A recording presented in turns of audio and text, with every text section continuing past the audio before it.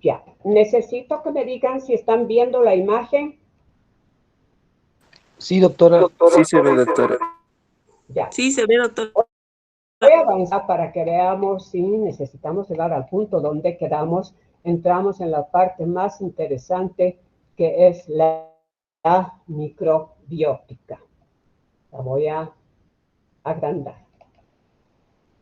Ahora sí, ¿verdad? ¿Respondan? Sí se observa, doctora. Gracias por responder. Bueno, de todos los elementos que intervienen en ese fatal proceso caries, del cual hice una analogía con el cáncer, hay uno de estos que igual comparte el nivel de importancia en la participación de este proceso. Y por supuesto es la microbiótica oral. Y vamos a desmenuzarla un poco. Vamos a desmenuzarla un poco. Si tienen alguna pregunta, yo puedo ver abajo, levanten la mano, pero de lo contrario, por favor, las conversaciones en sus casas Doctora. deben estar fuera del oído de todos los participantes. Les insinúo por respeto. Ya. Doctora, dejó de compartir pantalla hace un momento. No se observa la imagen. ¿Perdón? No está compartiendo pantalla. Está con la pantalla íntegra. Ahí Doctora, está. en la presentación no se aprecia lo que está compartiendo. Eso estamos queriendo decir. Solo se ve su foto de perfil, pero no lo que está compartiendo. A ver.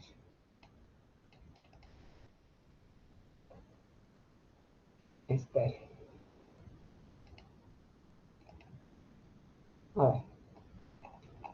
Vamos a iniciar y compartir otra vez.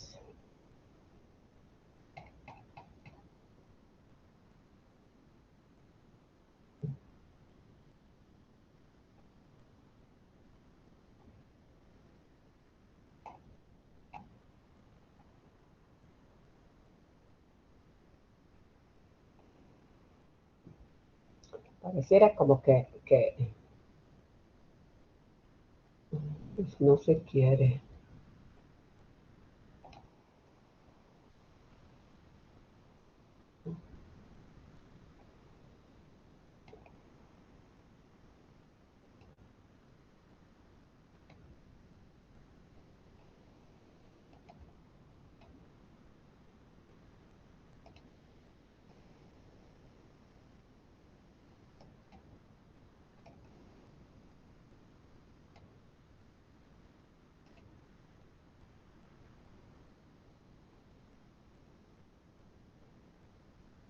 Ahora,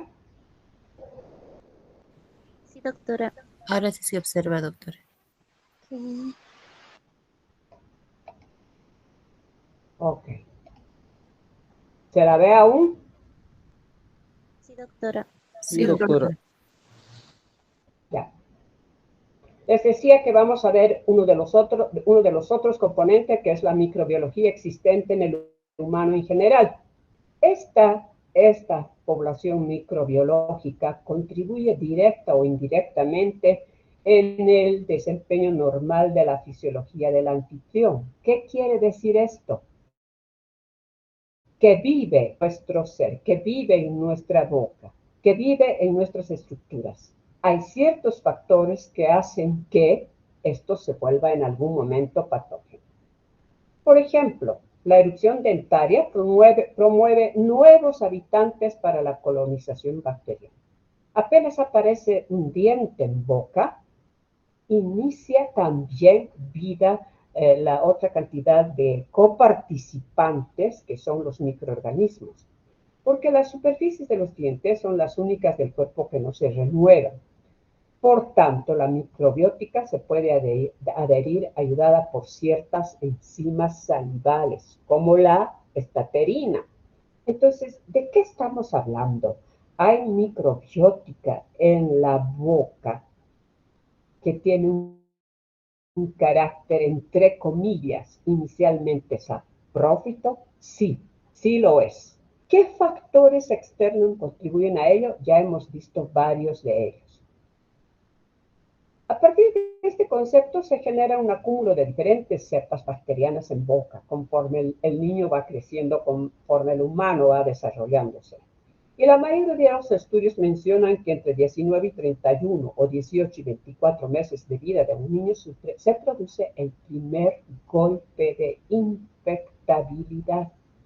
Antes se pensaba que con el beso de la madre, con el beso de la cuidadora del niño, del padre, de quien sea que esté alrededor del niño, era posible que las bacterias fueran transmitidas, especialmente los estreptococos mutas. Lamentablemente, para mucha gente que aún sigue sosteniendo esto, no es así. Hay microorganismos en boca, como vamos a desarrollar, que son normales en el estatus oral, ¿sí? Y entonces, hay que diferenciarlos en lengua o en otros sitios porque tienen características de adhesión. Por tanto, se produce en boca una homeostasia microbiana.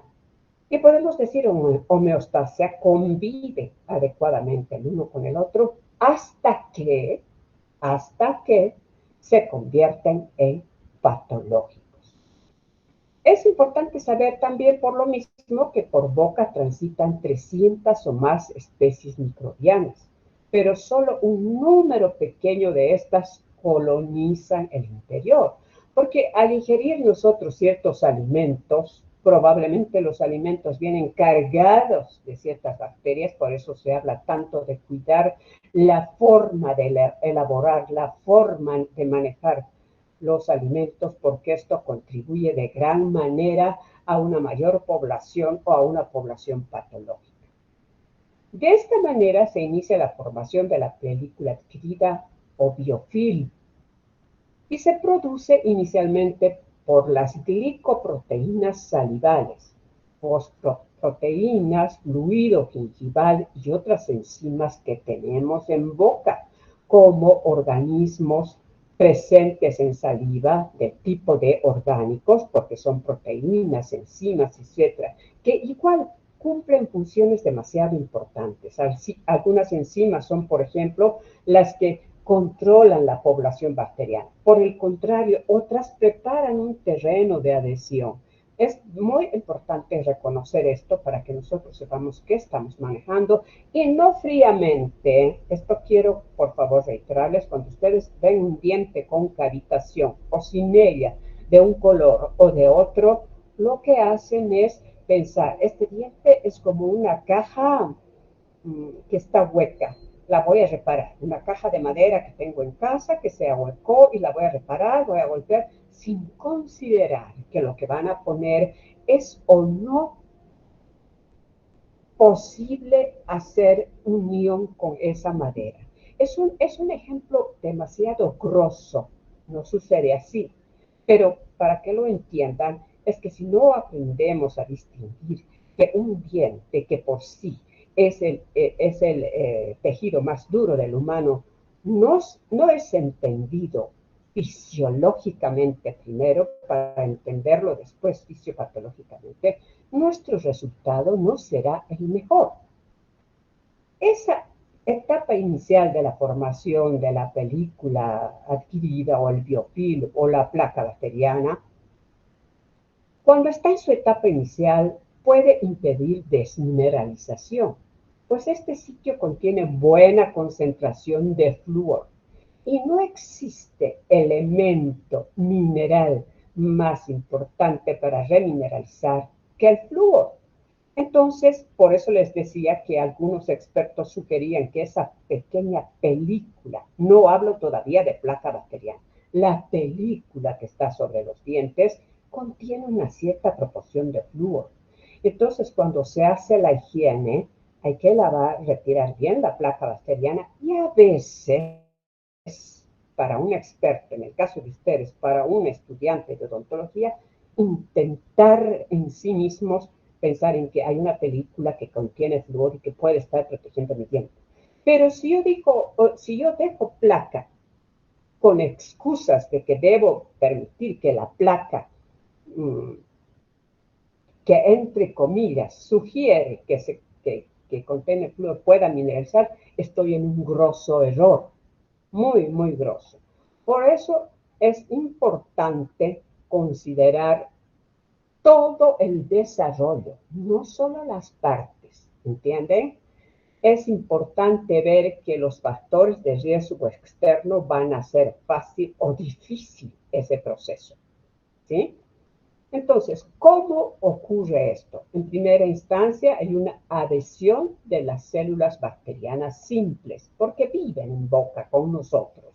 Entonces, luego hay un crecimiento bacteriano, ya se forman las microcolonias. Luego hay una congregación de diversas especies bacterianas, porque son tan solidarias que una prepara el terreno para la otra y esta se convoca, esta de otra manera prepara el terreno para la otra y entre 1 a 14 días ya estamos en presencia de placa madura, altamente poblada de bacterias. Y verán ustedes bacterias de diferente naturaleza. Y entonces, vayamos. Miren, en este paciente primero que se ve con el explorador, una ligera capa, yo no podría decir que esta es la película. Esta ya es un inicio de placa, porque la película muchas veces no es visible a la hora de explorarla. No lo es. Ya es un inicio de placa. Pero qué oportuno encontrar al paciente en estas condiciones, porque haciendo mi profilaxis yo evitaré el riesgo. Porque la fotografía de arriba, de la derecha, ya tenemos placa acumulada, ya tenemos episodios de desmineralización considerable. Peor, en la película, en la fotografía de abajo, a la izquierda, tenemos acúmulo de placa bacteriana evidenciada ya por reveladores que se manejaron mucho, ahora se los maneja no con tanta incidencia como antes, como hace unos ciertos años, que hace que nosotros podamos mostrar al paciente cómo de sucios están los dientes. Eso es importante aún, los que quieran practicar esto deben hacerlo aún estando en la facultad. No es obligatorio, pero es importante. Yo sé que de este curso salen muchas personas, muchos estudiantes varones, sobre todo interesados por la cariología. Probablemente las chicas, aunque no sé por qué razón, siempre dicen a mí me gusta la odontopediatría. La odontopediatría es una especialidad interesante, buena, pero no es asociada únicamente al carácter. Ay, qué bonita soy, qué agradable soy muy sociable, puedo manejar tiempos. Y en la primera encuentran la frustración si no hay conocimientos. Si hay conocimientos, mis respetos, ustedes lograrán cosas muy grandes. Y ya podemos ver en la última foto un paciente, después ustedes lo van a conocer a este paciente, con una cantidad de placa bacteriana alarmante en sus molares, alarmante, inicio de lesiones en caras proximales. Esto es lo que se convierte en enemigo de los dientes. Y este es el pacientito, fíjense, es bastante pequeño, pero es portador de esto. A esta edad, por eso yo les digo a los papás, hasta los casi 6 años, 6 más bien, los chicos, niñas y niños necesitan la ayuda de los padres para el cepillado, porque confiar en que solo ellos lo hagan bien es más que difícil. No saben eliminar completamente. Pero a estas edades o más grandes, yo para hablarles de algún error que vi en alguno de ustedes, no le puedo hablar. Si el chico ni siquiera tiene interés en saber qué es la placa bacteriana y qué debe lavar, ¿cómo le puedo hablar de técnicas de base, de técnicas de barrido, de técnicas de tal y de cual? No lo van a hacer con técnica. Nos interesa que se cepille. No importa la técnica, esa la van a aprender cuando estén más jóvenes y adolescentes y de eso se va a encargar su profesional de enseñarles, ¿no es cierto? Entonces, Los primeros en colonizar las superficies dentarias son los estreptococos sanguis, que ahora se los llama sanguinis. Si ustedes ven la imagen de la izquierda, es realmente objetiva, maravillosa. Es una estructura dentinaria observada al microscopio electrónico y todo eso que se ve, ustedes pueden darle nombre de gusanos, de perlas, de lo que su imaginación les diga, son microorganismos de la variedad de Streptococcus. Ahora se dice que los iniciales son los sanguis o sanguinis, pero antes el inicial primero se decía el lactobacilo, luego el mutans. Cada uno tiene especificaciones interesantes. ¿Por qué el sanguini se habla ahora de él como primer iniciador? Porque tiene una capacidad de adhesión increíble. ¿Cómo se adhiere? Son capaces de elaborar lo que se llaman los productos PICA, que son enzimas que facilitan la adhesión grandemente, ya no proveniente del organismo, sino del microorganismo. Sin embargo, hay estudios que nos indican una secuencia de aparición de la siguiente manera. Después de los estreptococos, tenemos los actinomyces bacilos, que también hacen una fuerte adhesión. Los estreptococos le siguen el mitis, el oralis, el sobrinus, y en un capítulo especial, los mutans, porque tienen alta capacidad de producir ácido y además tienen alta capacidad de vivir en un medio ácido. Así que toda persona, todo niño que tiene muchas lesiones de caries, es un niño que es rico en estreptococos. Rico en estreptococos. Entonces, ¿por qué? Porque está produciendo mucho ácido. Además de los estreptococos, los que siguen, los lactobacilos, por eso se los llama acidófilos.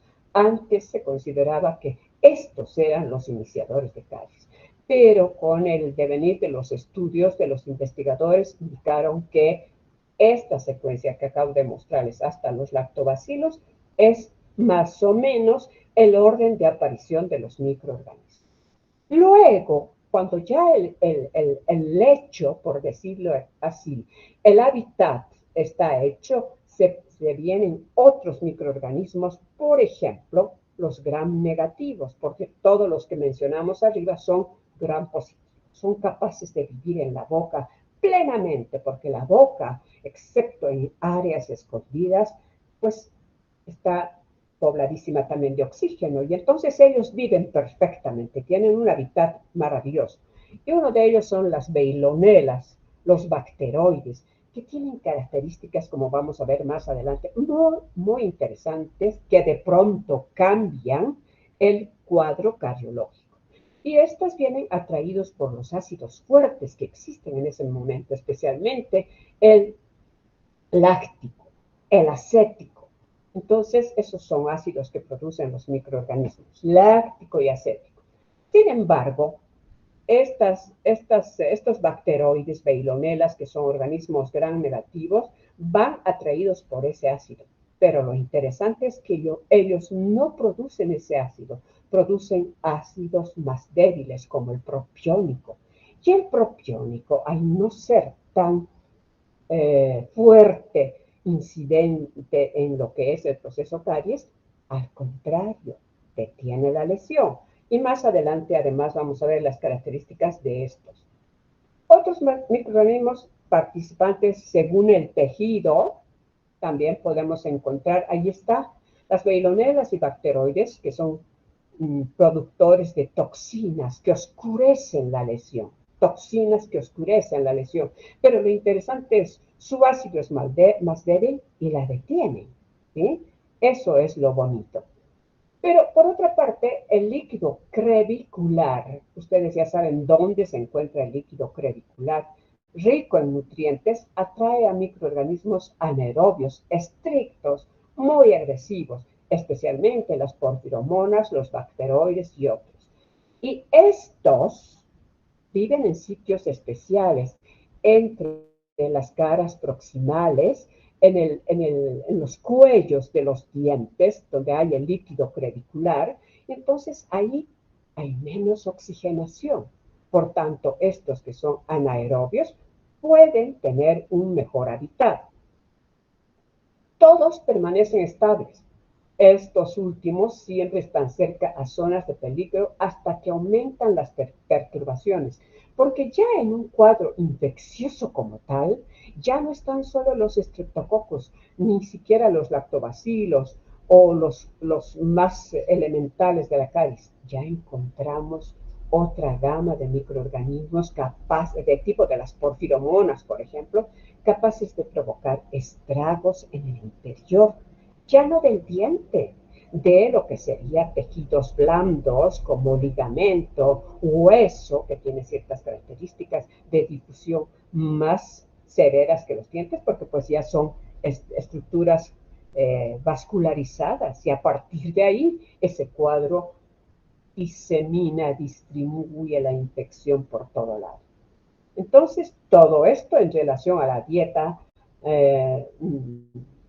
a la dieta muy carbohidratada, a la higiene escasa o a la falta de higiene, a la disminución de la inmunidad, el tiempo adverso y otros. Ahora, las membranas mucosas están normalmente colonizadas por una grande y diversa flora microbiana. Estas bacterias están constantemente interactuando con el huésped, compitiendo el uno al otro por sobrevivir. Así es como tenemos la boca. Si los niños o las personas ingieren sin darse cuenta un alimento, por ejemplo, que ha sufrido el proceso de descomposición y contiene, por ejemplo, hongos, ingresa a la boca, activa estos microorganismos que de pronto pueden estar estáticos ahí y provocar grandes cuadros de infección. Repito, es importante sugerir el cuidado necesario a la hora de la ingesta de alimentos. Por ejemplo, los microorganismos que viven en la lengua no son necesariamente los que habitan la placa bacteriana. Al contrario, organismos gram negativos como las espiroquetas, el salivarus y otros habitan en placa subgingival, porque tienen un carácter un poco más anaeróbico y nunca en la supra. Los aerobios gram positivos como el mutan en superficies dentarias. Ahí ellos trabajan es decir, a sus anchas. ¿Por qué?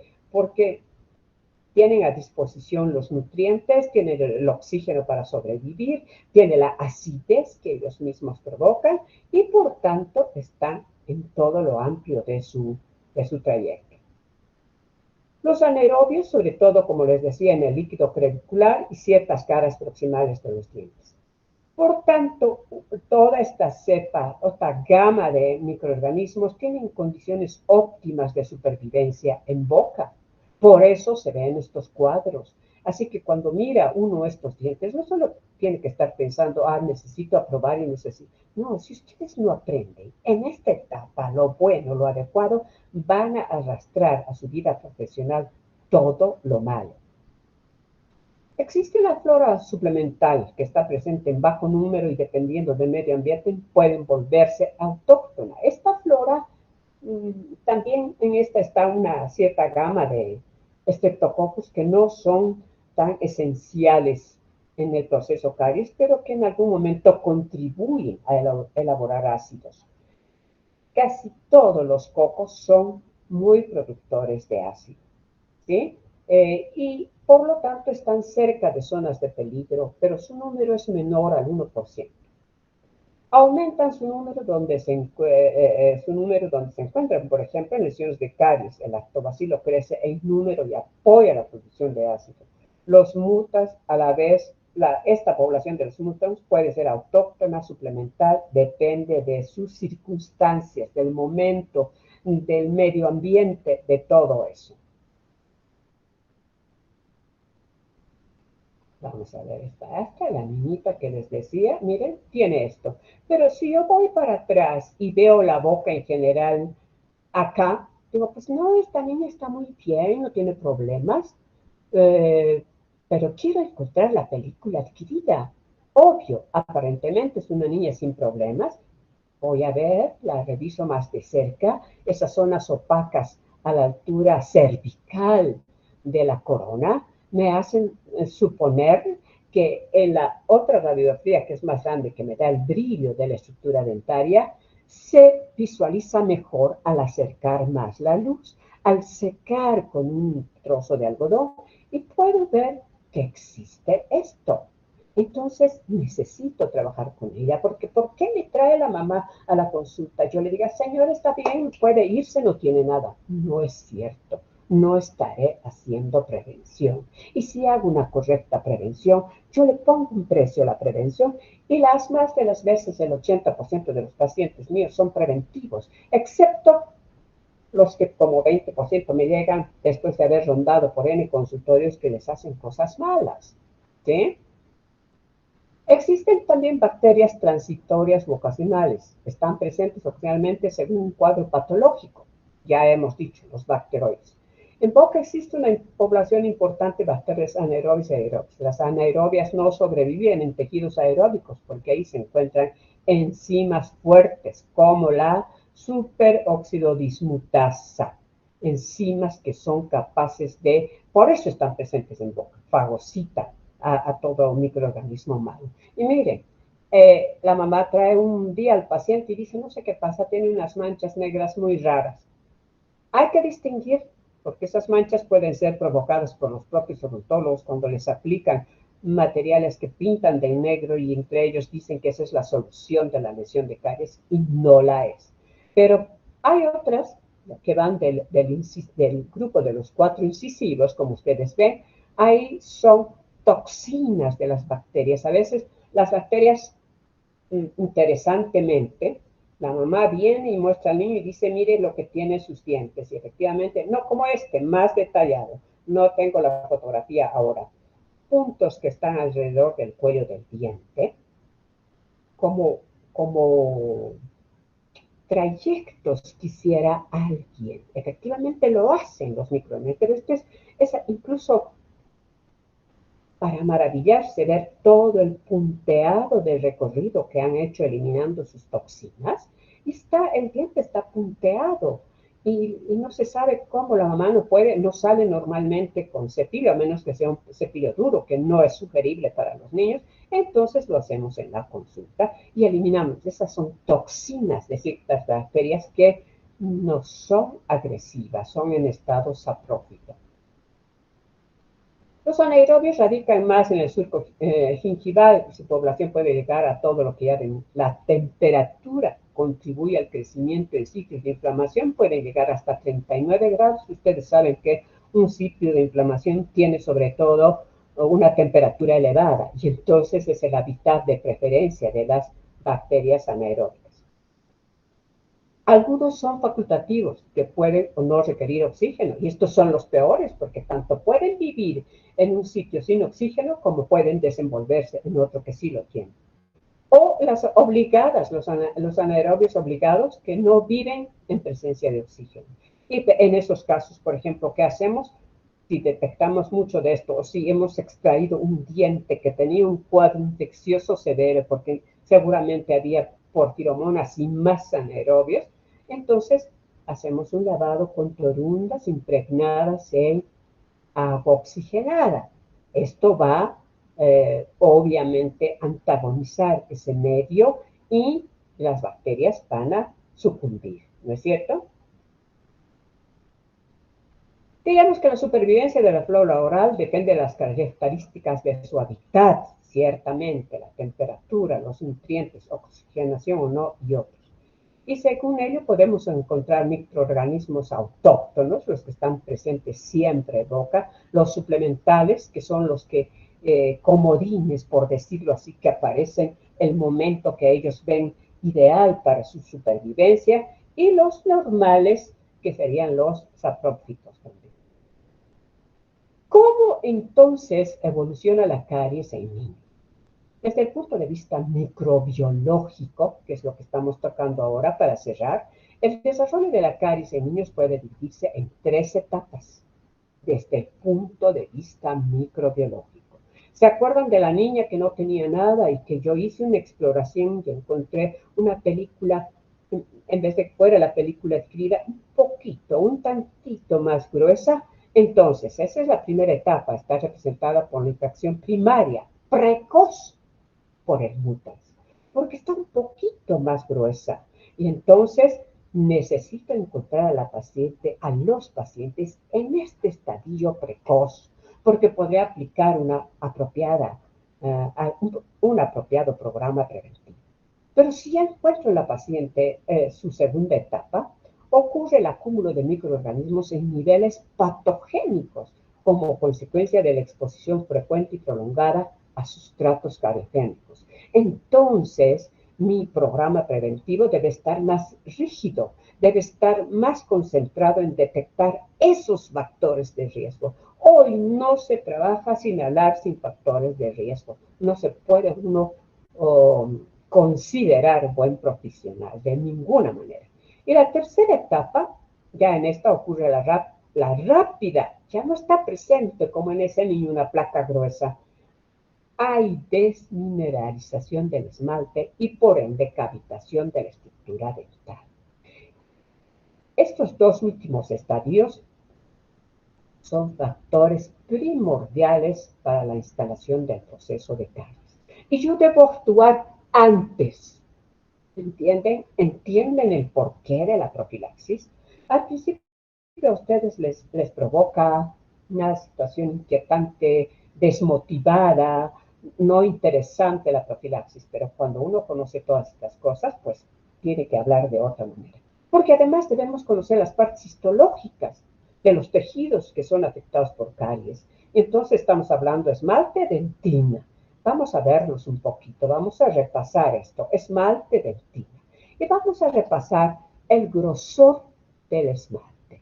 Miren qué escaso es en relación al grosor, al espesor de la dentina.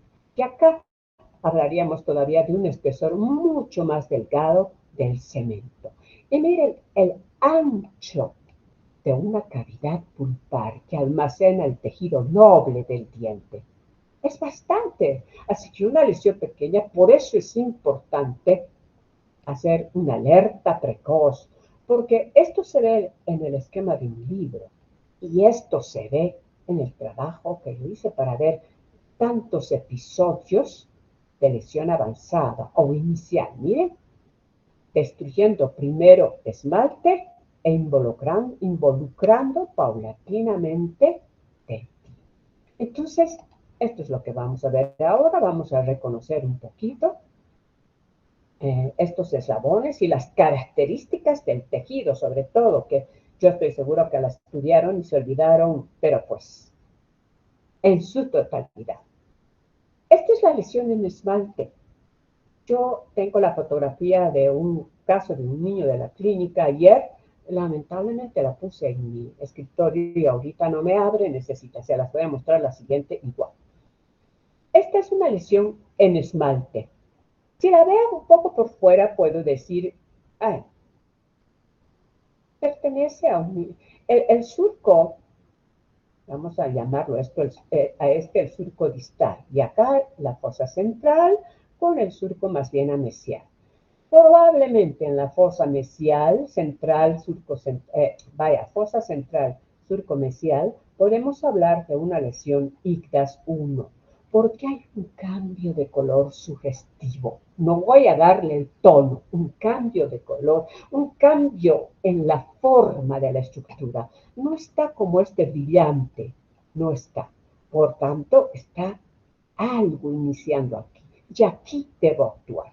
Y acá, si yo no seco la cavidad y no la exploro cuidadosamente, no con el chorro de la jeringa triple, secar con algodón y visualizar, explorar suavemente, yo podré o encontrar una cavitación en pleno surco distovestibular o palatino, porque muchas veces llega hasta más acá, o solamente un cambio de color. La actitud será diferente en un caso y será diferente en otro. Si la nomino ICDAS, vamos a llegar a eso, este es un ICDAS, Y si ya tiene cavitación, es otro ictus. Entonces, por eso es importante saber que el esmalte es un tejido único en el organismo por sus características.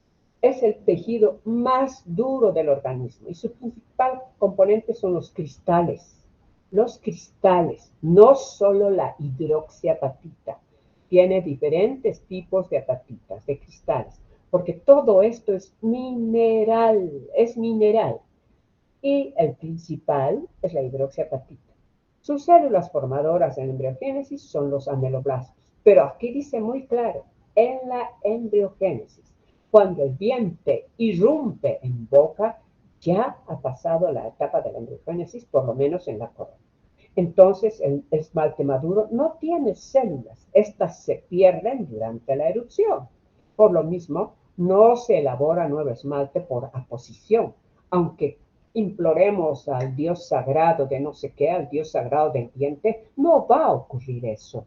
No hay tejido que se reponga por aposición. Imposible. El tejido se perdió, al desmineralizarse se perdió y entonces no hay reposición del propio organismo. ¿Sí? Entonces, no existe material externo que lo reponga, pero sí que limite su destrucción. Y en esto se basa la clasificación del gran maestro Fejerskov, hacer el ICDAS para limitar. Vamos a hablar también de las clasificaciones. Y miren, aquí, este diente que tiene una característica especial, este paciente mío que llega y la mamá asustada, desesperada, dice, se cayó y solo el borde. Magnífico, si solo fuera el borde incisal de ese diente 21, yo diría, no se preocupe señora, no hay problema. Él todavía, cuando el diente erupciona, 2 años después de la erupción, todavía en esos 2 años, o el año en algunos casos, todavía continúa el proceso de mineralización y calcificación ya con todos los elementos de la saliva. Entonces, no va a regenerarse, pero va a endurecer la superficie, va a mineralizar, va a madurar. Pero lo grave es que él tiene un trayecto de lo que llamaríamos una lesión traumática que no se ha declarado con fractura, sino es un trazo de fractura que se vuelve muchas veces más negativo porque hace una grieta, es como un vidrio que se ha golpeado y que no se le declara la fractura, pero está tan lábil que en cualquier momento eso puede ocurrir. Porque además el esmalte, vamos a ver qué tiene para que pensemos que eso es diferente. El esmalte tiene 99% de contenido mineral, es netamente mineral, resiste a la masticación, pero también da origen a una extrema facilidad. Al ser tan duro, es el tejido más duro del organismo, pero al ser tan duro, le da cierto carácter de fragilidad. Un diente joven en su superficie tiene todavía algunas proteínas residuales, la enamelina y la amelogenina. Pero el tejido maduro es ligeramente permeable. Por eso, por ese trazo de fractura, por esa permeabilidad, que en ese caso es aumentada, hay un intercambio no solo de iones minerales, iones flúor, por ejemplo, sino de agua. Pero en ese caso de un trazo de fractura, hay intercambio de microorganismos. Por eso es importante cuidar. Mas la naturaleza es tan sabia que todo el diente no es esmalte. Por debajo tenemos la dentina. Si esta, que es más débil, es más orgánica, es más débil, no es 99% mineral, es la que hace el colchón, es la que protege al esmalte. La superficie del esmalte varía según la superficie de dentición, de 1,5 a 4 o 4,5 milímetros, nada más. Imagínense ustedes, hablamos de 4 o 4,5 solo en molares. En los incisivos, yo les digo siempre a las mamás, especialmente los primarios, señora, estos dientitos son como unas 3 hojas dobladas de papel, así de delgados. Entonces, cualquier proceso de caries lo va a destruir, ¿sí? Entonces, cuando el diente es relativamente íntegro en esmalte, la lesión se inicia en su superficie, porque la parte más externa es la parte más mineralizada. Y entonces, como es la más mineralizada, inmediatamente tienen que trabajar mucho ácido los microorganismos para desmineralizarse. Y eso es cotidiano. Entonces, al inicio lo hacen en su superficie, quiere decir debajo de esa primera capa. Eso también vamos a ver. Pero mire, generalmente las lesiones de subsuperficie se encuentran más en las regiones antero, superior e inferior. En los molares tenemos sitios lábiles al proceso caries, que son las fosas y fisuras, que es por donde ingresan. Pero miren, cuanto a esto es como en el estudio que hicimos. Este escaso tejido de esmalte, dentina, ingresa y la pobre pulpa intenta defenderse, se agacha, quiere defenderse, ¿no es cierto? Y nuestro diente, que lo vimos antes, ahora con transiluminación, vemos ese trazo de fractura que está permitiendo ingreso y salida de todo, de todo. Por eso es importante cuidar. Cuando hablemos ya para el último parcial de lesiones traumáticas, hablaremos de medidas protectoras. Entonces, volvemos a esto. Y miren, este es el inicio.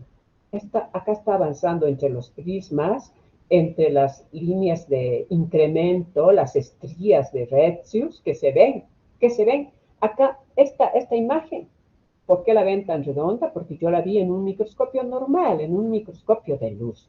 Pero usualmente no se distinguen tanto. Sin embargo, vamos a ver cómo es que se distingue. Acá están las estrías, miren, es el diente trabajado, pero las vamos a ver clínicamente. Y acá están los prismas, que esos no los puedo ver al microscopio de luz. Estos hay que verlos al esmalte.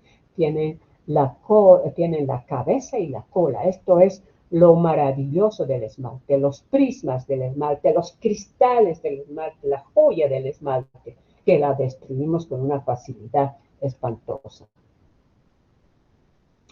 La hidroxiapatita en la unión esmalte-dentina contiene residuos de hidroxilo, también altas concentraciones de sodio, magnesio, carbonato y otros. ¿Qué estamos hablando? Esencialmente mineral, ¿sí? En cambio, en el exterior del esmalte tenemos flúor, plomo, zinc, también minerales, pero todavía mucho más fuertes, más pesados. Se encuentran vestigios de aluminio, bario, cobre, estaño. Todo eso lo echamos por tierra. Los dientes primarios, sobre todo recién erupcionados, tienen la capa más externa, casi aprismática, debido a que en la embriogénesis los ameloblastos aún no presentan los abultamientos en forma de cola, que es lo que vimos, que se conocen como fibras de Thompson. Estos son más abundantes en calcio y fósforo, pero menos en flúor. Por eso, cuando los dientes primarios erupcionan, cuando veamos al final, las caries circulares se ven en la línea neonatal. O las situaciones blancas de poca mineralización, y ustedes dirán, ¿y eso para qué interesará en resina? Interesa en operatoria, porque esas áreas que tienen zonas de esmalte aprismáticas difícilmente se van a grabar con el ácido, difícilmente. Y de pronto hay colegas que ponen, ya está, los dientes están reconstruidos. ¿Cuánto le dura a la madre? 2 semanas tener a su niño con su diente reconstruido. A las 2 semanas vuelve a la consulta y dice, se le han caído, estoy hablando de dientes primarios. ¿Se le han caído? Sí, a ver, sí, no se preocupe, voy a extender un poquito más el desgaste y se lo pongo. Y vuelve a poner. Y no se graba, porque la gente se olvidó que hay zonas aprismáticas que requieren un manejo más específico y evitar que se caiga. Entonces, pasa las 2 semanas, la señora doctor o doctora se ha vuelto a caer. No se preocupe, extendemos. Y paulatinamente, él o la profesional se convierten en peores destructores que la caries y van destrozando el diente con su aparato de destruir de manera más avanzada cada vez hasta que el diente se pierde. ¿Sí? Estos dientes primarios También se observa la línea neonatal cervical, que es un área muy lábil frente a la caries, indica la etapa de formación pre y postuterina. Las fibras de Rettius son las líneas de incremento durante la mineración, etapa de embriogénesis y perturbación. Ahí están, histológicamente. Son las únicas figuras que yo tengo del libro del famoso autor Davis, que es excelente en histología. Líneas de incremento en la parte superior derecha, prismas del esmalte en la parte superior izquierda, y aquí estrías que están más inclinadas. Imagen maravillosa. Y las vemos en boca. Aquí yo podría ver un poco cerca más las líneas estas de incremento. Un esmalte poco mineralizado en esta zona. Puedo ver aquí defectos estructurales propios del paciente que ya hacen inicio de caries. Lo que les decía, son las más susceptibles, fosas y fisuras. ¿Y por qué entonces están? Si son zonas más lábiles a la caries, porque necesitamos una oclusión perfecta. Y esto que pareciera defecto en los molares hace un engranaje maravilloso con su antagonista. Por eso la naturaleza nos lo da, pero lo que no sabemos es cuidarlos. Y la cavitación o ulceración de la superficie del esmalte es inicio de la lesión en dentina. Lo que dijimos. Mira, poco a poco va llegando al sitio. Igual que lo que mostraría un libro. Para destruirlo totalmente, por supuesto. Pero, ¿qué sucede con las lesiones de caries en dentina? Ah, esa es otra cosa que hay que entenderla, estudiantes, por favor. Hay que entenderla, diferenciarla, distinguirla, porque la dentina, se los mostré, tiene un espesor mucho mayor que el esmalte y mucho mayor que el cemento. Por tanto, yo no puedo decir, tiene una, así dicen ustedes, les voy a repetir, pieza 2.6, pieza 2.6, dicen caries,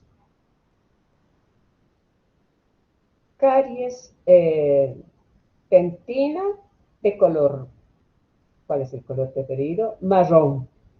Siempre estoy pensando en todas tipificadas en marrón. Nunca hablan de lo que tenemos que hablar verdaderamente, como vamos a hablar. Vamos a hacer un repaso rápido a la parte histológica de la dentina. La dentina es un tejido muy similar al hueso en su formación, su estructura bioquímica e incluso fisiología. Pero hay una gran diferencia de la dentina con el hueso, que está más abajo. El origen es ectomesenquimatoso, es decir, de cresta neural, como del mesodermo. Y del mesodermo se origina la pulpa, por ejemplo. Por eso estas estructuras son similares. No es altamente calcificada como el esmalte, no tiene 99, tiene un 60-65% de estado inorgánico. Y también está constituido por cristales de apatita, igual que el esmalte, pero son de menor tamaño que el esmalte. Por eso es menos resistente, por eso se convierte en colchón, porque además hay una gran sustancia orgánica. Tiene conductos que también la hacen lábiles, con prolongaciones celulares en la dentina, pero no son prolongaciones que le pertenezcan a la dentina. Tienen una matriz orgánica formada por colágeno, esta sí le pertenece, y por ende vesículas de mineralización. Así es como se mineraliza la dentina en este poco porcentaje. La dentina entonces es acelular, aunque tenga prolongaciones de la pulpa. Y miren, la dentina es avascular, y cuando veamos pulpa vamos a ver su vascularización. Pero hay una codependencia de la pulpa a través de los túbulos con la dentina, y por eso se la llama complejo dentino-pulpar. Y aquí está esa maraña histológica, microbiológica de microscopio electrónico de barrido, y nos encuentra los límites, la zona celular, la zona dentinaria, muy cerca a la zona rica en células de la pulpa, y que por ende es más orgánica, es más hábil, Por eso, estudiantes, ¿para qué recordar esto? La unión esmalte-dentina es un poco más dura que la parte mucho más dura que la predentina y más dura que la parte central de la dentina. Pero el proceso caries no va midiendo, los microorganismos no miden, avanzan a velocidad desmedida. Y por ende, cuando la lesión está apenas terminando esmalte, hay que intervenir rápido, rápido, pero hay que aprender a reconocer las lesiones. La matriz extracelular de la dentina consta de dos fases, orgánica e inorgánica. La formación de la orgánica está dada por la colágena entre un 20 y 40. Esto la hace suave a la dentina. Y por cierto, tiene más agua que el esmalte. Está formada principalmente por sales de fosfato de calcio y otros, sus cristales, que son más pequeños. Los cristales de apatita más pequeños. La presencia de colágeno en matriz dentinal a partir de la cual se calcifica, debido a las fosfoproteínas y otras, siendo su forma principal los cristales de hidroxiapatita de menor tamaño dispuestos entre fibras de colágeno y dentro de ellas. Acá verán, acá un túbulo, aquí otro, pero aquí están las fibras de colágeno maravillosamente haciendo un tejido fabuloso que da lugar a la mineralización paulatina de la capa inorgánica de la dentina. Y si no pensamos en todo esto, ¿cómo podemos hablar de caries? Si no pensamos en los túbulos dentinales, que son la característica más notable de la dentina, del diente, entonces no podemos ser profesionales en esto. Porque estos túbulos que están netamente en dentina contienen prolongaciones odontoblásticas, fibras nerviosas amielínicas, aunque esto yo les puse en letra pequeña, puede no estar en duda, lo vamos a hablar cuando hablemos de pulpa. Tienen líquido extracelular, fibrillas de colágeno, cristales de hidroxiapatita, pueden no estar presentes todos estos elementos. Además, pueden encontrarse microorganismos patógenos, residuos de minerales y otros.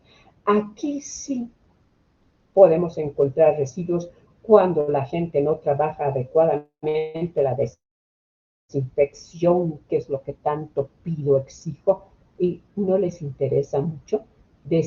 Pido porque estamos trabajando en túbulos abiertos, o túbulos abiertos pero llenos de microorganismos. Pues, ¿qué nos va a trabajar? ¿Cómo podemos microscópicamente? No tenemos microscopio para trabajar esto, ni instrumentos de menor grosor del cabello. Entonces, trabajemos desinfección. Para eso, túbulos infectados, llenos de microorganismos, miren, llenos de microorganismos. Entonces, ¿cómo eliminamos esto? Por eso la secuencia que les pido, paso a paso. Vamos a ver. Más grande, mayor aumento. ¡Qué desastre! La dentina protege a la pulpa. La pulpa mantiene a la dentina. O sea, es una simbiosis maravillosa entre lo que es dentina y lo que es pulpa. Por eso exijo respeto a la dentina. ¿Sí? Los odontoblastos de la pulpa actúan en la conservación y reparación de la dentina. La dentina tiene un área no calcificada, que es la predentina, la cual está entre la dentina calcificada y la pulpa, lo que les decía. ¿Cuántos tipos de dentina hay para los que no saben y que siempre me dicen algunas barbaridades? Y dice 3 o 4. Definamos, ¿son 3 o son 4? Vamos a ver cómo se explica esto. La dentina primaria es la fisiológica. Esta no la vamos a ver cuando tenemos al niño de paciente o al humano de paciente. Esta solo duró lo que duró la embriogénesis. La dentina secundaria, esta es fisiológica también. Esta aparece después de completarse la formación del diente, que es cuando entra en primera erupción y luego en oclusión. El ser humano muere. Hay dentina secundaria que no es reparativa, es formativa. Ojo, viene la terciaria. La terciaria es también fisiológica, pero circunstancial. No quiere decir que estas dos, esta ha estado siempre, la segunda está toda la vida, esta ha estado siempre en la embriogénesis, ahí terminó. Luego viene la secundaria, que es para toda la vida, y esta es circunstancial. Su formación está inducida por agresiones de diferente naturaleza y se presenta en sitios específicos.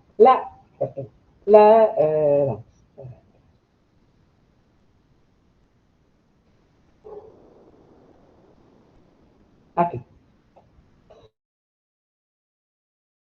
La dentina terciaria son agresiones de diferente naturaleza y se presenta solo en sitios específicos. Cuando la pulpa, que es tan sabia, a través de la dentina detecta invasión, está lista para provocar defensa. Parece un ejército de... Si decíamos que la boca es un laboratorio químico, el diente es una especie de trinchera capaz de tener todo listo para hacer defensa ante la agresión. Pero la agresión tiene más fuerza que la defensa, aunque en niños su sistema inmunológico es maravilloso y esa poca vascularización que tiene la pulpa trabaja maravillosamente, pero las más de las veces gana lo agresivo. Entonces están listos para formar esta dentina porque detectaron que ese proceso caries que vimos de esmalte a dentina está invadiendo. Y entonces la pulpa trabaja aceleradamente, manda todo lo necesario a dentina, hay colágeno, están mineralizando, están trabajando estructuras minerales con fosfatos y calcio. Y se forma la terciaria, que tiene un color un tantito más diferente. Pero entonces, ¿qué es la esclerótica? ¿No es la misma? No es la misma. La dentina esclerótica, por eso se las puse en rosado, para no hacerla agresiva en rojo, es fisiopatológica. Son las dos cosas. Es aquella originalmente secundaria o terciaria que en ocasiones se exacerba en su formación, obliterando túbulos. Es una dentina oscura, ¿sí? Esta dentina es el intento vamos a hablar así ridículamente, de los soldados de la trinchera, de los túbulos, que dicen, tenemos que defender más rápido, más fuerte, organicemos más defensa. ¿Y qué hacen? Lo hacen con tanta fuerza que cierran los túbulos. Y los túbulos deben estar abiertos hasta llegar a la UDE. Y entonces trabajar ese proceso fisiológico normal de organizar, de defender, de formar colágeno, de estructuratura, etc. Entonces son dentinas de color oscuro, que uno ve y dice, bueno, tiene una esclerótica, la lesión está parada. Y uno podría decir, qué bueno, paró la lesión. Pero no, en esta etapa interiormente, porque en esta trabaja más aceleradamente la pulpa, interiormente el organismo trabajó tan intenso que ya habiendo obliterado los túbulos, en el interior de la pulpa esto sigue trabajando. ¿Qué va haciendo? La lesión está presente ahí, ya nadie la toca, pero está, aunque deja sitios un poco activos, entonces ocurre que en el interior del diente, que ya no puede extenderse, rebasa aquello y va formando lo que sería para el organismo, el sistema inmunológico sigue defendiendo, porque sigue la agresión, ya va formando tejidos de granulación. Granulomas periapicales, interradiculares, que provocan una patología interna que en ocasiones es peor que la externa de caries. O sea, tiene doble, por decirlo así, doble cara. Puede ser una dentina fisiológica, aunque patológicamente exacerba, cierra los túbulos, pero además puede estar trabajando procesos granulomatosos. Por eso es de mucho cuidado. Entonces, el complejo dentino pulpar, cuando inicia la caries, presenta un marcado estrés. Si se dan cuenta a los vasos, a los pocos vasos que tiene la pulpa, cómo han tenido que estresarse para trabajar frente a este proceso, esto puede aumentar aún más cuando se desconoce sus características y se lo trata de manera convencional, sin pensar el tipo de tejido que estamos manejando. ¿Sí? Yo quiero transmitirles con palabras mías todo lo que es este cuadro tan maravilloso. Y entonces, ¿por qué? Una cosa que ustedes no saben hacer es trabajar con radiografías. Y entonces, ¿cómo se llama esto? Se quedan ustedes, ni voy a preguntar porque siempre encuentro silencios absolutos. Esto es maravilloso. Se los dejo de tarea. La invasión hace esto y hay un estrés. Miren, un colega mío mexicano decía, si la pulpa hablara, y en esta imagen, todas son mis radiografías, la pulpa está pidiendo, auxilio, me atacan, me atacan. Y entonces el colega decía, si la pulpa hablara, efectivamente está intentando formar dentina secundaria, tal vez oscurecer y luego dar patologías. Entonces, es algo serio. El organismo es maravilloso, lo que tenemos que hacer. Y a nosotros como odontólogos nos toca entender pequeñas estructuras del humano, pero son del humano. No podemos aislarlas. Si nos comparamos con quienes estudian medicina, es mucho lo que trabajan. Y aquí lo que les decía, este diente visto clínicamente ha formado, no, el tejido, la lesión está parada, hay dentina esclerótica. Pero señores, aquí hizo un proceso granulomatoso. He iniciado una reabsorción tangencial al germen. O sea, en una tangente hacia el germen, tangente al germen. Pero es una reabsorción que ya no permite que aunque clínicamente pudiéramos decir, bueno, vamos a reconstruir este diente, si ya sea que solo hacemos una protección pulpar indirecta o una pulpotomía quizás llegando acá y salvamos. No salvamos, porque a la semana o 2 semanas el paciente viene con una fístula vestibular fatal porque no consideramos analizar la radiografía, el proceso granulomatoso que está acá. ¿Y por qué busco proceso granulomatoso? Porque aquí hay una dentina esclerótica que es patológica. Entonces, siempre que hay dentina esclerótica y exploran y hay algún sitio de actividad, vamos a encontrar granulomas. ¿Sí? Nuestras acciones, por tanto, deben estar dirigidas a diferenciar y clasificar minuciosa y claramente las lesiones de manera que podamos convertir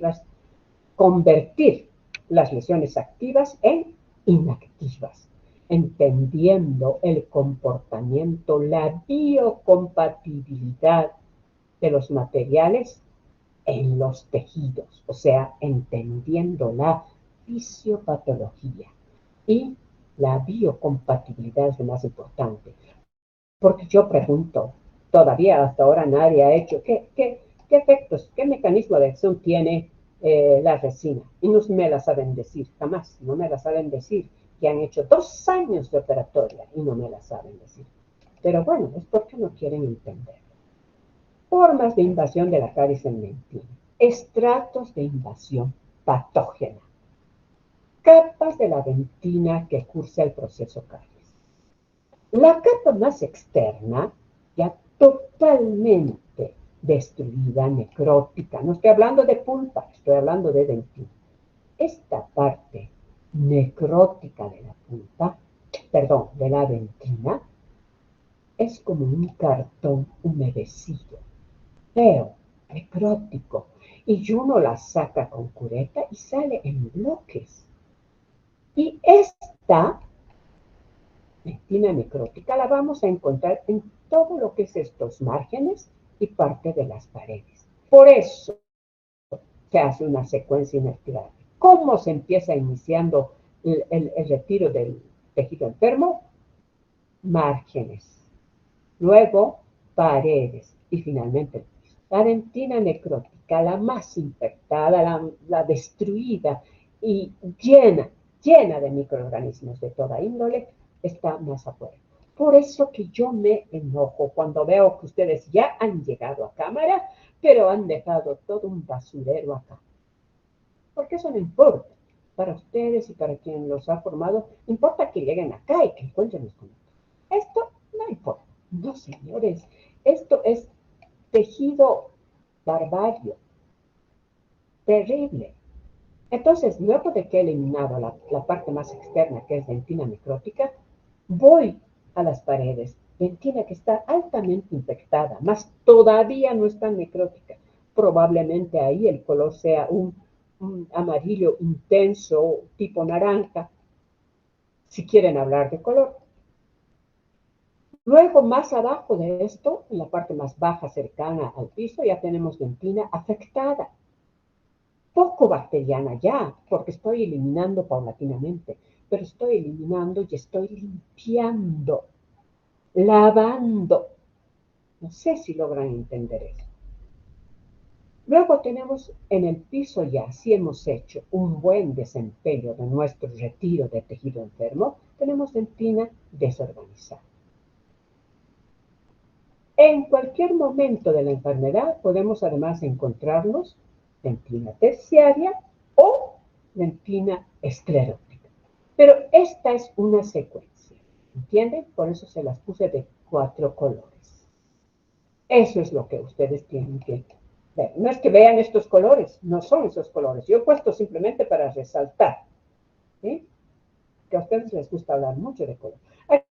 Aquí, por ejemplo, hay quien me diría una lesión, ¿cómo es esta? El color preferido de ustedes, marrón. Marrón. Y la verdad, podemos entender el color marrón de diferentes tonalidades. La superficie ocusae constituye la localización o sitio más vulnerable para desarrollar caries debido, por supuesto, a su anatomía, lo que dijimos siempre. Entonces encontramos una lesión con esta característica y una lesión con esta otra característica. ¿Y qué hacemos? ¿Qué hacemos? Una lesión con esta característica. Que en las tres hay colores diferentes, si queremos hablar de color. Yo no solo hablaría de color. Sí puedo hablar de color, asociar color, pero hablaría de consistencia, ¿sí? De nivel de profundidad. Y entonces, según la consistencia, yo puedo hablar esto como una consistencia muy blanda, muy activa, en el exterior de los márgenes, un poco más dura en las paredes, que hay un cambio de color y aquí se ve, alguien me decía, una estudiante color caramelo, ¿y qué tal si el caramelo es verde? Entonces ya no tendríamos que asemejarla a un caramelo, ¿verdad? Los caramelos quizás ha querido decir casi siempre tienen un color miel, por así decirlo, ¿no? Efectivamente, la desorganización toma esto, un amarillo extraño, intenso, un amarillo más claro, más activo todavía. Esto le podríamos llamar no sé, un tono de café claro, pero les repito, le podemos dar el color que queramos después de haber comprobado consistencia. La consistencia nos va a decir, es una lesión muy activa. Nos va a decir, es una lesión muy activa, efectivamente, muy activa en el exterior, más dura en el interior. Entonces urgiría hacer la asociación clínico-radiográfica. Como verán, yo no estoy hablando, y por supuesto que aquí hay túbulos abiertos, y si hay túbulos abiertos, seguramente si los dientes primarios, aunque se dice que no tienen fibras mielínicas, hay sensibilidad. Hay dientes primarios que se han destruido sin haber provocado ningún dolor al niño. Por tanto, no puedo hablar de dolor, ¿entienden? A menos que ya estemos realmente muy cerca. Entonces, vamos a ver qué puntos hay que ver. Ahora, miren acá, igual, un color un poco naranja. Si solo quieren hablar de color, que no es lo que más interesa. Estamos hablando de consistencia. Aquí muy blanda, mucho, muy blanda. Consistencia. Y color aquí blanquecino, que es por donde inició. Miren. Está blanda, pero con algo de resistencia, porque el organismo intentó defenderse. Entonces toma ese color un poco más oscuro que el amarillo o que el naranja, un poquito más tono oscuro, ¿no? Si hablamos de... Aquí siempre me va a gustar hablar de consistencia del tejido. Cuando hablo de consistencia, hablo del nivel de actividad de la lesión. ¿Qué tan altamente activa está?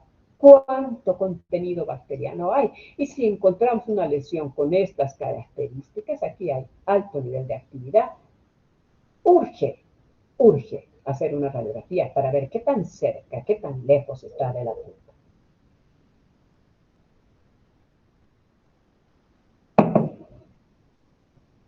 Características y consecuencias. La lesión de caries en dentina provoca una respuesta inmediata, no se olviden, en la pulpa. Y la magnitud de este daño en pulpa dependerá del estímulo agresor, pero sobre todo del tiempo de permanencia de la lesión de caries. Esto ya lo vimos en factor tiempo, ya que la dentina es parte del complejo dentino-pulpar. Veamos esta lesión. Miren, aquí podemos hablar de actividad, sí, basándonos en el color. Yo no puedo definir si es marrón. Solo diré, es un amarillo intenso, casi naranja, si quieren hablar de color. Y lo que más me interesa es altamente activa. Tan activa que ha hecho, que ha destruido, que está provocando, está queriendo entrar a la necrosis porque se trasluce. Y miren el ejemplo más maravilloso. La capa externa no se destruye. ¿Por qué? Porque es la más mineralizada. Entonces se hace subsuperficie. Pero aquí el líquido crevicular contendrá muchos gérmenes anaerobios. Entonces empezamos a retirar tejido enfermo. Cuando estemos hablando de pulpa, yo les voy a mostrar cómo se debe hacer un preparo cavitario correcto y uno incorrecto. Porque, miren, si solo se trabaja cureta, nosotros, por eso se les pide en la lista 3 curetas de diferente tamaño, porque a la vez de que utilizamos, acá está, vamos utilizando desinfección con clorexidina, porque es tejido duro, vamos eliminando primero márgenes, luego paredes y luego recién piso o pared pulpar, que sería en este caso, pared pulpar. Entonces, para luego acabar con una obturación. Aquí falta la secuencia definitiva, pero veamos el cambio cuando dijimos el primer intento, todavía muy bacteriano, muy bacteriano. Acá ya no, ya se ve una dentina sana, no quiero hacer contacto, pero necesito que esté sana la exploración. La voy a desinfectar mucho, voy a desinfectar mi instrumental que utilizo. Si tengo que usar la cureta, la voy a poner en el vaso un rato y voy a introducirla. No voy a hacer cualquier cosa para que mi obturación quede totalmente mimetizada como debe ser con el resto de la superficie del diente. Porque aquí hablamos igual. Consistencia, si quieren asociar color, yo ha ido aquí un tono diferente, un poco más claro, muy activo, un tono más oscuro, muy activo acá, un poco más rígido acá. La consistencia, la ubicación y todo eso cuentan mucho. Lo que ya habíamos visto, estas lesiones que tienen características de haber estado detenidas por cambio en la flora patógena. Entonces ahora vamos a ver que en cualquier alteración orgánica es necesario establecer un diagnóstico y una clasificación. Tenemos 15 minutos más y acabamos. Y miren esta maravillosa imagen, triste para el paciente, pero maravillosa para quien quiere revisar avances de las lesiones de caries. Desde cuadros fatales de desmineralización, pero ya esto, una amelogénesis imperfecta, no hereditaria, pero congénita. Y por estados de nutrición de la madre a la hora de gestar este niño, y que ha ido avanzando cuando ya está en el medio externo. Estos dientes tienen más tiempo que este. Entonces han llegado a un medio externo. Este paciente ha usado 3 años de lactancia artificial por biberón. Y entonces, miren, aprobó. Dirían ustedes que es un marrón, que tanto les gusta ese color. No es un marrón. Y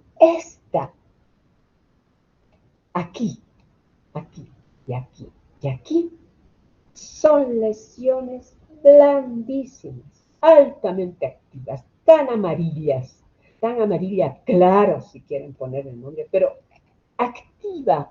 La consistencia es suave, suave, tanto que se puede retirar con cureta. Obviamente, para este nivel de actividad, el paciente tiene que estar anestesiado porque no tolera introducir la cureta muy al fondo, ¿sí?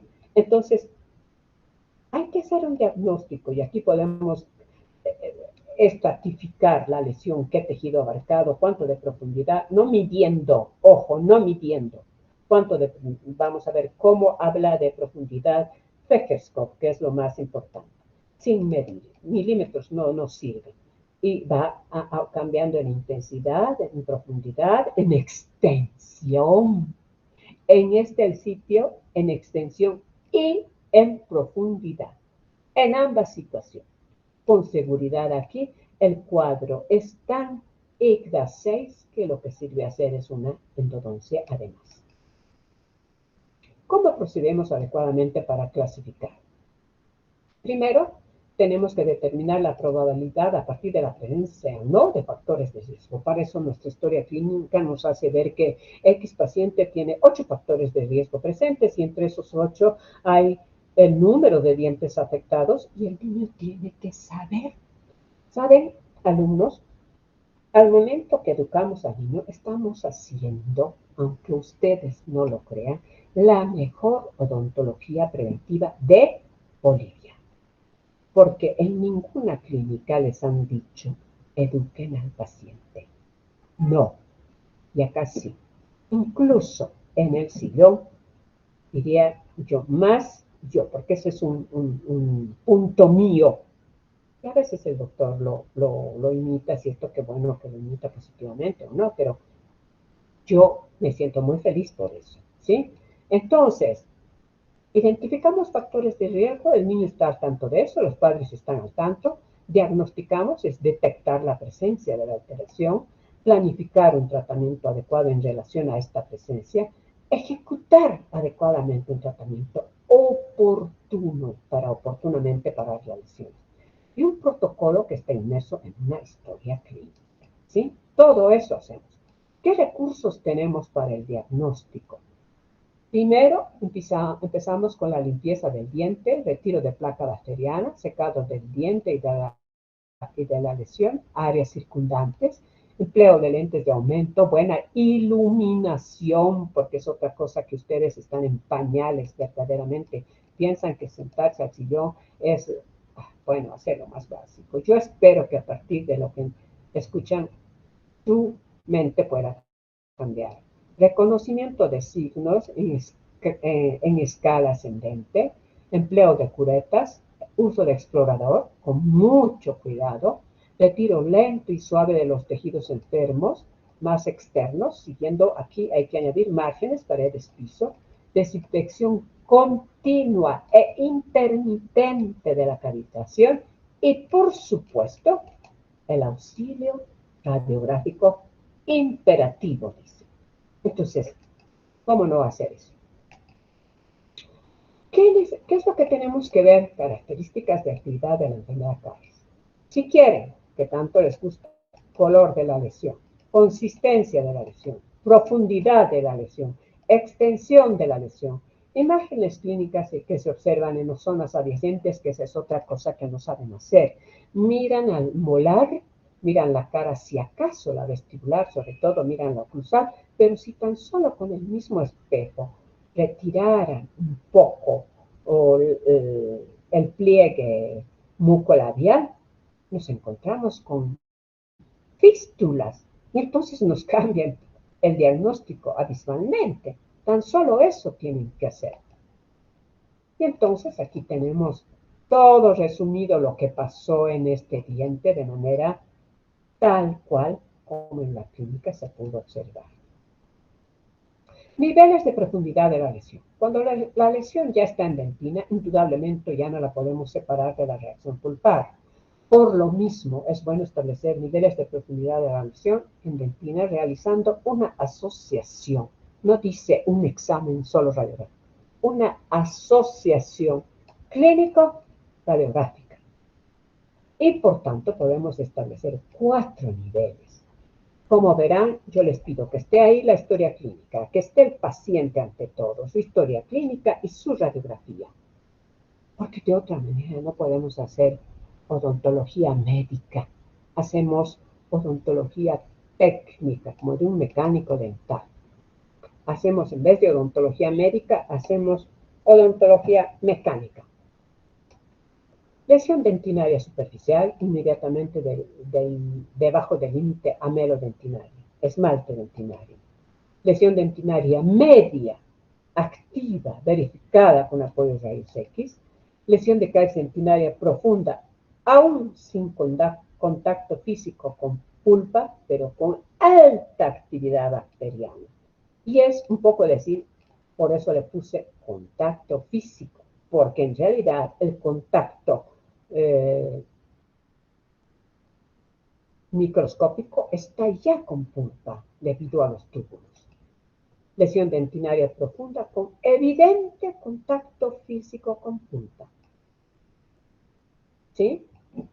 La respuesta dentinal como mecanismo de defensa puede ser muy rápida para intentar detener lesiones. Sin embargo, esta misma defensa puede ser negativa para el propio diente, lo que les dije. Cuando la lesión llega a la unión esmalte-dentina o adamantina, dice acá, es en este punto en el que la respuesta puede tener diferentes comportamientos, positivos o negativos para la pulpa. Por lo tanto, la invasión bacteriana luego de afectar esmalte es rápidamente progresiva y su aceleración depende de varios factores: tiempo, ingesta de azúcares, sobre todo de invasión bacteriana más agresiva. Las lesiones de dentina no pueden ser entendidas sin considerar la perfecta unión que tiene con el tejido pulpar. De ahí es que cuando ustedes dicen, ¿y cuál es su tratamiento? Es un IGAS 4. Ah, ya está en dentina. ¿Y cuál es su tratamiento? Reconstrucción con resina. Se olvida de el complejo, la completa unión que hay con el tejido pulpar. Si así fuera, es necesario proteger esa pulpa de manera indirecta, en ocasiones de manera directa. Más aún tratándose de un ente primario que tiene corto periodo de vida, cuya pulpa cumple un ciclo biológico tan importante pero breve. Este ciclo biológico hay que entenderlo. Por ahí se les voy a dar cuando hablemos de pulpa. Presenta además características de mineralización ligeramente diferentes a sus sucesores, pero tiene una respuesta celular pulpar mucha mayor que los permanentes y por ende un sistema inmunológico muy activo. Según Fegerscope, la estratificación puede hacerse de la siguiente manera: lesión en esmalte sin cavitación, lesión en esmalte con cavitación, lesión en dentina, por supuesto, cavitada, lesión extendiéndose a pulpa. Mire, esto que habla Fegerscope ha sido el paso inicial para llegar a lo que llegaron todos estos investigadores cuando hicieron la clasificación en IGDAS, porque además ahí asociaron, esta estratificación es solamente el avance de la lesión, pero ahí hablaron de diagnóstico precoz en cualquiera de sus estadios.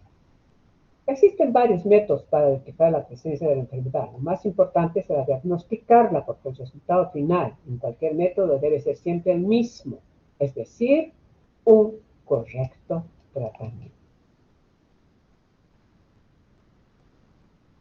Ya vemos. Si yo pudiera contarles este caso, por ejemplo, una lesión invasiva, aparentemente el espacio interradicular está entre comillas bueno, se ve el germen muy cercano, tiene su folículo presente, pero ojo, aquí hay una imagen que no me gusta nada, absolutamente nada, porque este diente tenía una dentina esclerótica y lo que provocó acá fue un granuloma lateral que provocó una reabsorción lateral tangencial de esta raíz. Aquí ha seguido una reabsorción sincrónica, pero aquí no. Entonces, la actividad que tiene externamente es esta. Y si solo diagnostico externamente, puedo decir, no, acá hago un tratamiento endodóntico y está salvada. Aquí hago lo mismo, una endodoncia y está salvada. No, porque bueno, por acá encuentro una fístula, justo, pero ya no la puedo salvar si asocio radiografía. Este es un proceso granulomatoso fatal que no solamente ha afectado, ha llegado a ese punto por esta lesión, ahora me está poniendo en riesgo la integridad del germen. ¿Entienden? Y si ven fríamente la radiografía, pues no hay un nivel de reabsorción sincrónica en sentido de arriba para abajo, de abajo para arriba, según la ubicación del diente. Entonces, alguien podrá decir, no, le hago una endodoncia y ya. No, no se puede. Hay un proceso granulomatoso y cuando se extrajo el diente eran racimos, como racimos de uva, pero de granulomas. ¿Sí? Diferente a esto que vimos, o esto, tiene que haber asociación radiográfica. Este último caso que vemos y dejamos en pausa para ir a tratar la siguiente. Fíjense este diente. Este niño en general no tenía mayores problemas, pero los papás preocupados lo trajeron por esta lesión. Dios mío, por una lesión que yo no la había visto nunca en mis tantos años de ejercicio. Y dije, qué extraño. ¿Y con qué se hizo, señora? Ellos nunca supieron explicar cómo llegó a este punto la lesión. Porque esto es tejido duro, no se perfora así, en una posición intermedia. No, no nos olvidemos que el proceso caries sigue una cronología lenta, es un proceso crónico de avance lento. ¿Y cómo podía esto pasar así? Entonces entraba la punta del explorador fácilmente cuando usamos un explorador fino, no lo que ustedes traen que parecen postes. Yo no sé de dónde les venden. Habría que hacerles juicio a los estudiantes, deberían hacer juicio a quienes les venden esos exploradores tan gruesos, que no sirven para nada. Pinzas tan gruesas, yo creo que por barato, hasta en eso nos menosprecian los del exterior, porque no creo que sean hechos acá, y venden ese tipo de materiales a nuestros alumnos sin considerar que un instrumento tiene que tener calidad para poderlo usar. Entonces, introducir la punta del explorador en este orificio era bastante sugestivo. Ellos nunca supieron decirme qué pasó. Ya en el interior yo ya examiné, ya había, obvio, lesión de caries. Pero ahí está, miren, lesión de caries. Radiográficamente, miren, lesión de caries que comprometió pulpa. ¿Qué hacer? Yo aquí no le puedo engañar a los padres y decir, no se preocupe, es tan pequeña la lesión que le voy a poner una obturación y complicarlo al paciente de por vida. A mayor aumento, solo era esto.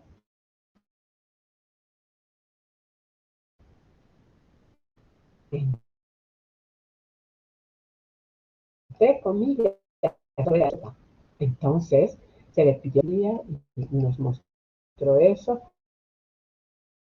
Se hizo una endodoncia para encontrar conductos, obvio, en el tercio apical y dislacerados y se llegó adecuadamente. Maravilloso, maravilloso este niño, ¿sí? Esto es inmediatamente terminar porque luego había que hacer su limpieza, su pulido.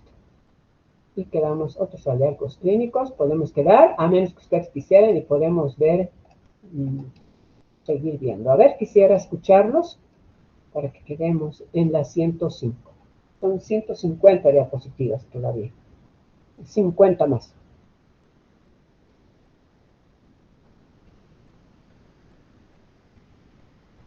¿Se durmieron todos o se fueron todos? Uy, mi Dios, hablo en vano.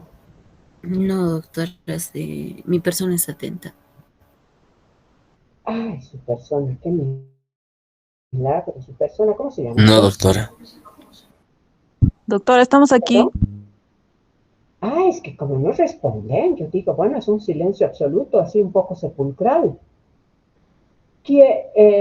Los pocos que contestaron, ¿desean continuar o paramos para el siguiente sábado? Nos faltan todavía 45 diapositivas.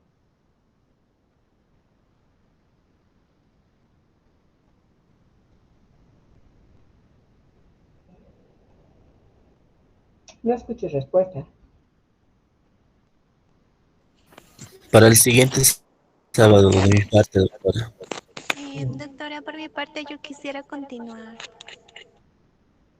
Ah, bueno, también me gustaría, pero depende de lo que diga la mayoría. El siguiente terminamos esto y empezamos pulpa. En el siguiente bloque está la clasificación ICRAS. Sí, tienes razón, tenemos hora y media ahorita. Vamos a dejarlo para la siguiente, por favor. Y en el mismo horario, el siguiente sábado, en la diapositiva 105 para terminar, para luego trabajar inicialmente con punto. Si tienen alguna pregunta, pero si no, díganme, no tenemos preguntas, entonces ya cierro, porque si todo lo que escucho es un silencio, parece una paradoja eso, pero